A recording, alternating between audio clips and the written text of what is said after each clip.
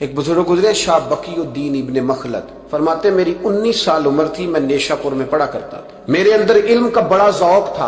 ایک استاذ کے پاس جب میں پڑھنے گیا تو میرے استاد مجھے فرمانے لگے کہ بیٹے تیرا ظرف بڑا ہے اور میرا علم چھوٹا ہے، تو کسی بڑے عالم کے پاس جا۔ میں نے استاد سے کہا کہاں جاؤں؟ تو کہنے لگے اگر ہو سکے نا تو بغداد شریف چلا جا، امام احمد بن حنبل کی بارگاہ میں حاضری دے۔ وہ حدیث کے حافظ ہیں، آج بھی آپ ان کی مسند امام احمد دیکھیں، جو حدیث کا طالب علم ہوتا ہے اسے مزہ آ جاتا ہے پڑھنے پر۔ کیا بات ہے امام احمد بن حنبل کی، اور انہیں اللہ نے اعزاز دیا کہ آج بھی مکے اور مدینے میں امام احمد بن حنبل کے مذہب پر فتویٰ دیا جاتا ہے، وہاں کے لوگ حنبلی کہلاتے، اتنی اللہ نے انہیں شان عطا فرمائی۔ کہتے ہیں میں نیشا پور سے نکلا جب تو بحری رستے کے لیے میں آنے لگا یہاں، جب جہاز میں بیٹھا نا تو رستے میں طوفان آ گیا، طوفان اس تیزی کے ساتھ آیا اور اتنے دن جاری رہا کہ ہمارے جہاز کی سمت ہی بدل گئی، ڈائریکشن ہی بدل گئی، گویا جانا ادھر تھا تو جہاز کا منہ ادھر ہو گیا۔ فرماتے جا کے کسی کنارے ہم اترے، یہ دیکھیں جو لوگ طالب علم جاتے تھے، فرماتے وہاں جا کے اترے،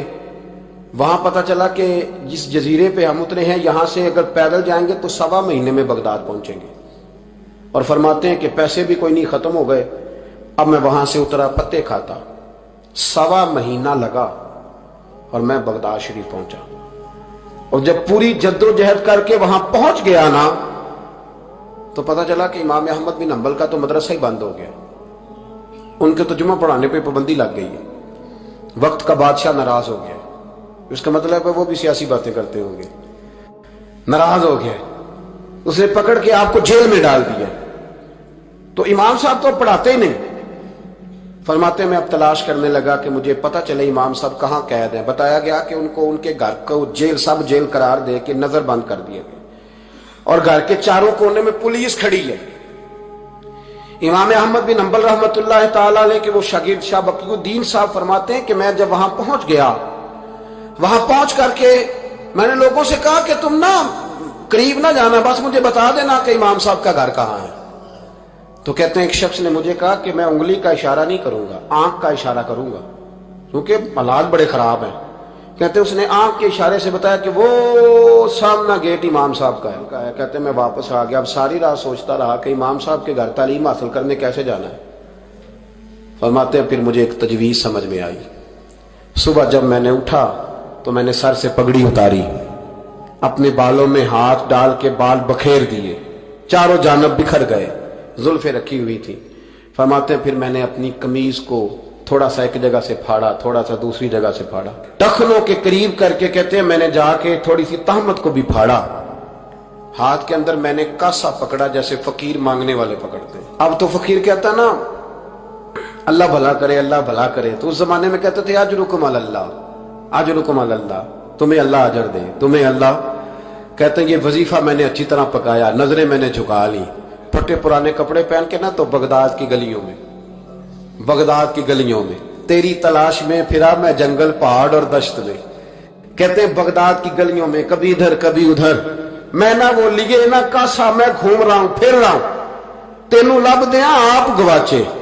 کہتے ہیں میں ڈھونڈتا پھر رہا ہوں مجنو بن کے وچ بازاراں، کدی ککھاں وانگ رلائے، کدی کہایا کنبا سارا، سر نیزے اتے چڑھائے، آزم یار مناؤن دی خاطر اساں کی پیس وٹائے۔ فرماتے ہیں کہ وہ کاشا لیے تو میں نکلا، سپاہی کھڑے تھے، ان سے بھی میں نے کہا اجرکم علی اللہ۔ کہتے ہیں ایک دینار انہوں نے بھی میرے کاسے میں ڈالا۔ پھر امام احمد بن حنبل کا دروازہ آیا تو میں نے دروازے پہ کھڑے ہو کہا اجرکم علی اللہ، اجرکم علی اللہ، اجرکم علی اللہ۔ کہتے میرا جوش ہی بدل گیا۔ امام صاحب نے جھٹ سے دروازہ کھولا، خوبصورت امامہ اور خوبصورت چہرہ، کہتے ہیں ان کا چہرہ دیکھا تو میرے آنسو ہی بہہ گئے، اور امام صاحب نے جب ایک دینار میرے پیالے میں ڈالا تو میں رو پڑا۔ میں نے کہا بغداد کے بادشاہ، او میرے محبوب کے علم کے وارث، میں بھیک مانگنے نہیں آیا، میں تو رسول اللہ کی حدیث سننے آیا ہوں، مجھے نہ آپ نے خیرات نہیں دینی، بس مجھے ایک حدیث میرے نبی پاک روز پڑھا دیا کریں، ایک حدیث ایک حدیث۔ یہاں تو ہر جمعہ پڑھائی جاتی ہے نا، وقت نہیں ہوتا، لوگ دیر سے آتے ہیں، کہا ایک حدیث آپ نے پڑھانی ہے۔ شاہ بقی الدین صاحب کہتے ہیں امام صاحب نے میرا چہرہ دیکھا تو خوشی سے کھل اٹھے، فرمانے لگے تو کیسے آئے گا؟ کہا حضور بھکاری بن کے۔ میں خیرات مانگنے آؤں گا، یہ بھی تو خیرات ہی ہے نا، مصطفیٰ کریم کے نام کی خیرات مانگنا۔ حضور آپ نے ایک حدیث پڑھانی ہے، سنیں۔ شاہ بقی الدین کہتے ہیں میں پورا سال بھکاری بن کے جاتا رہا، یہ جذبہ، یہ شوق، پورا سال بھیک مانگنے کی غرض۔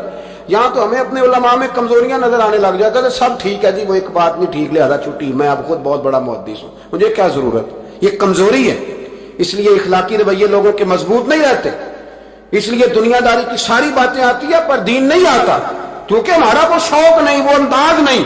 ہم کون بھکاری بننے کو تیار ہے؟ جب لوگ کاسا پکڑتے تھے تو پھر رسول اللہ کے دین کی خیرات بھی اس میں آیا کرتی، اب کوئی کاسا ہی نہیں پکڑتا تو خیرات کیسے آتی؟ تو لوگ بحث کرنے آتے، گفتگو کرنے آتے، لینے کون آتا؟ حضرت شاہ بقی الدین کہتے ہیں میں پورا سال جاتا رہا۔ امام احمد بن حنبل مجھے فرماتے یار میں بھی سوچتا تھا کہ کہیں میرے علم کو زانگی نہ لگ جائے، دیکھو اللہ نے فضل کیا ہے، مجھے ایک طالب علم عطا فرما دیا ہے۔ فرماتے ہیں پورا سال میں جب ان کے دروازے پہ جاتا تو ایک دھیلا بھی ڈال دیتے اور مصطفیٰ کی ایک حدیث بھی سنا دیتے، اور فرماتے ہیں دنیا ساری پڑھتی ہے پر ہمارے پڑھنے کا استاد انداز یہ تھا کہ استاد پہلے امامہ باندھتے، جبہ پہنتے، اور اس قید میں نظر بندی کے عالم میں جب وہ نبی پاک کی حدیثیں سناتے تو ان کی آنکھیں آنسوؤں سے بھر جاتی، وہ روتے ہوئے تڑپتے ہوئے حدیث سنا، اور میں بھی اسی درد سے وہ بات وصول کرتا۔ فرماتے ہیں سال گزر گیا، حکمران مر گیا، فوت ہو گیا، نیا بادشاہ آیا، اس نے خود امام احمد بن حنبل کو بڑا مدرسہ بنا کے دیا، اس نے بڑی جامع مسجد میں امام صاحب کے خطبہ جمعہ کا بندوبست کیا۔ فرماتے ہیں ہزاروں طالب علم کئی ملکوں سے امام صاحب کے دروازے پر آ کے بیٹھنے لگے۔ فرماتے ہیں جب میں بھی پہنچا نا تو امام فرمانے لگے تو ذرا آگے آ جا، کہتے میں آگے آیا تو فرمانے لگے بھی علم تمہیں بھی دیتا ہوں، تمہیں بھی پڑھاؤں گا، مرتے دم تک پڑھاؤں گا، پر جو میرے اندر فیض کی خیرات تھی نا وہ ساری اس نے حاصل کر